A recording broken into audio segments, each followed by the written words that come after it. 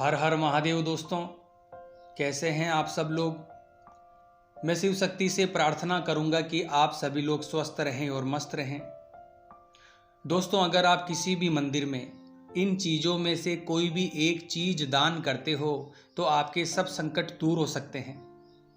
इन चीज़ों को दान करने से आपके जीवन में इतनी खुशहाली आ जाती है कि आपके ग्रहों से संबंधित जो भी दोष हैं वो भी नष्ट हो जाते हैं। यहाँ तक कि आपके पिछले जन्म में जो कर्म किए थे और उन कर्मों को आपको इस जन्म में भोगना पड़ रहा है, जिनको दुखों के रूप में आप भोग रहे हो, वो कर्म भी आपके धीरे धीरे नष्ट हो जाते हैं। दोस्तों, अधिकतर लोगों को ये पता नहीं होगा कि दान एक ऐसा कार्य होता है जिसे करने से आपको जन्म जन्मांतर तक उसका फल मिलता है और आपको मोक्ष की प्राप्ति होती है और साथ ही आपका जन्म सुधर जाता है। तो सबसे पहली बात दोस्तों, अगर इस जानकारी को, इस वीडियो को आप ज़्यादा से ज़्यादा लोगों तक शेयर करते हैं, ज़्यादा से ज़्यादा लोगों तक पहुंचाते हैं, तो इसका पुण्य आपको मिलेगा। क्योंकि ये जो जानकारी है ये अधिकतर व्यक्तियों को पता ही नहीं है। इस वीडियो को शेयर करने से लोगों को पता चलेगा कि कौन सी ऐसी चीज़ें हैं जिनका दान करने से उनको जन्म जन्मांतर तक का उनका फल मिलता है। साथ ही उनके रोग दोष भी नष्ट हो जाते हैं, उनके जीवन में आ रही सभी समस्याओं का निवारण हो जाता है, आर्थिक, मानसिक और शारीरिक समस्याएं खत्म हो जाती है। अगर इन चीज़ों में से एक भी चीज़ आप दान करते हो तो आपका बड़े से बड़ा दुख भी नष्ट हो जाता है। तो दोस्तों, कौन सी ऐसी चीज़ें हैं जो आपको मंदिर में दान करनी चाहिए? क्योंकि दोस्तों, मंदिर में जिन चीज़ों का आप दान करते हैं वो बार बार इस्तेमाल होती है। जिस प्रकार से आपने देखा होगा कि कई लोग मूर्ति दान करते हैं। हनुमान जी की कोई मूर्ति है, माता रानी की कोई मूर्ति है, शिवलिंग है या शिव जी की कोई मूर्ति है, इस प्रकार से दान करते हैं। तो उनके द्वारा किया गया ये दान महादान में आता है और उनके द्वारा किया गया दान उन्हें जन्म जन्मांतर तक फल देता रहता है और उनके जीवन के जितने भी बुरे कर्म होते हैं उन सभी को वो दान काटता रहता है और उनके जीवन को शुद्धता प्रदान करता है। और इस जन्म से उन्हें जो मनुष्य योनि मिली है, इससे देव योनि में उन्हें पहुंचाता है। तो चलिए दोस्तों, मैं आपको बता देता हूं उन चीज़ों के बारे में जो आपको दान जरूर करनी चाहिए। सबसे पहली चीज़ है दोस्तों मूर्ति। अगर आप चाहते हैं कि आपके लिए आपके किए हुए दान का बार बार आपको फल मिले, तो वो चीज़ है दोस्तों मूर्ति।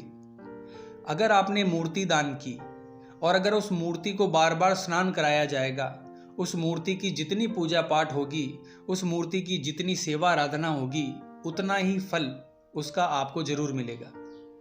यानी जब जब उस मूर्ति की पूजा होगी तब तब उसका फल आपको मिलेगा। दूसरी चीज है दोस्तों पूजा के बर्तन। पूजा के बर्तनों में तांबे का लोटा हो, पीतल का लोटा हो, जो भगवान शिव को स्नान कराने के लिए प्रयोग किया जाता है, या फिर भगवान की मूर्ति को स्नान कराने के लिए जिसका प्रयोग किया जाता है, या फिर पूजा का दीपक आपने देखा होगा जो पीतल का दीपक होता है, या फिर कई बार आपने बाल्टी देखी होगी, मंदिर में बाल्टी का भी प्रयोग किया जाता है, जिस बाल्टी का प्रयोग मंदिर की साफ सफाई के लिए किया जाता है। तो इस प्रकार से अगर आप पूजा के बर्तन दान करते हैं तो जब जब वो बर्तन प्रयोग होंगे, उनका उपयोग किया जाएगा, यानी जब जब भगवान की सेवा के लिए उनका उपयोग किया जाएगा, उतनी बार आपको उसका फल प्राप्त होगा। यानी जितनी बार वो दीपक जलेगा, जो दीपक आपने दान किया है, भेंट किया है, उतना ही आपको पुण्य की प्राप्ति होगी। अगली चीज है दोस्तों भगवान के वस्त्र।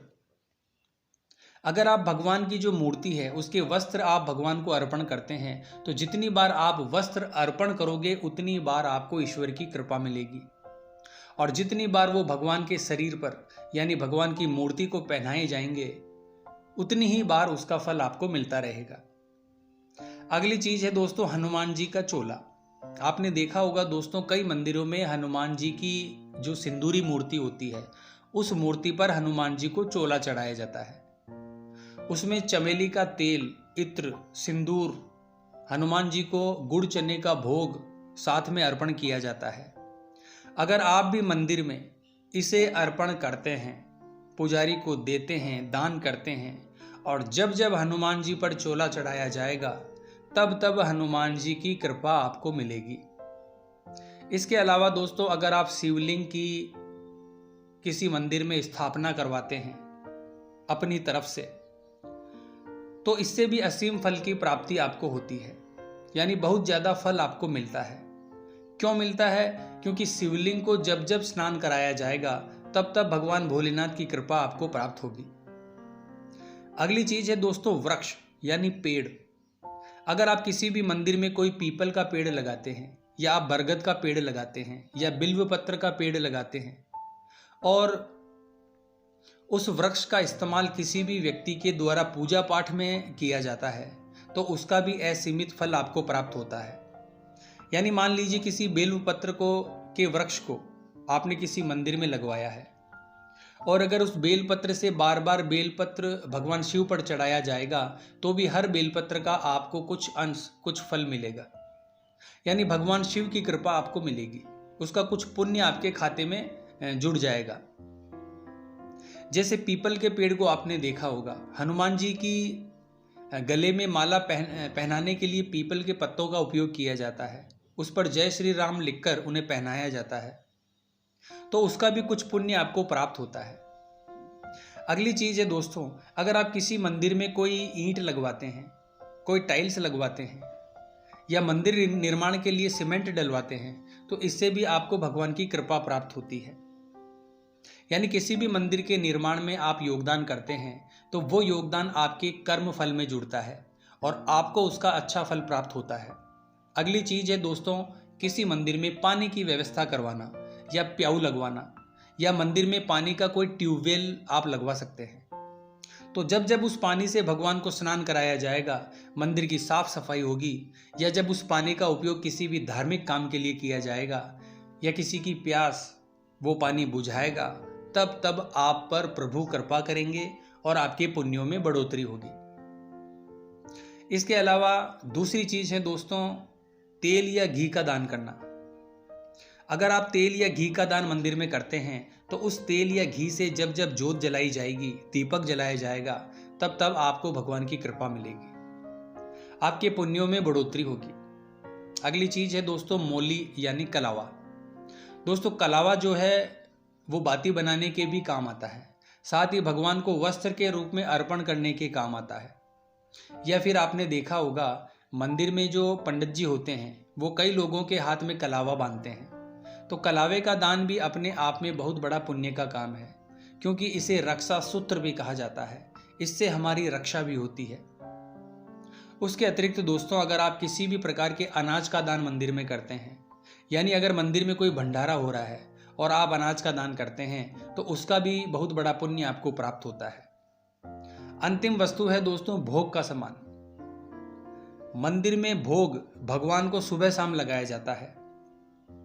जब जब भोग भगवान का तैयार होगा और जब जब भोग भगवान को लगाया जाएगा, तब तब भगवान आप पर कृपा करेंगे। तो इस प्रकार से भोग भी आप किसी मंदिर में भेंट कर सकते हैं। तो दोस्तों इस प्रकार से किसी भी मंदिर में आपको इन चीज़ों का दान अवश्य करना चाहिए अपनी सामर्थ्य के अनुसार, ताकि आपको उत्तम फल की प्राप्ति हो सके और आपका जीवन सुखमय बन सके। तो उम्मीद करता हूं दोस्तों आज की ये वीडियो आपको अच्छी लगी होगी। तो कमेंट बॉक्स में हर हर महादेव जरूर लिखें दोस्तों। मिलते हैं इसी प्रकार की अगली वीडियो के माध्यम से। जय मां अम्बे, जय श्री कल्याण।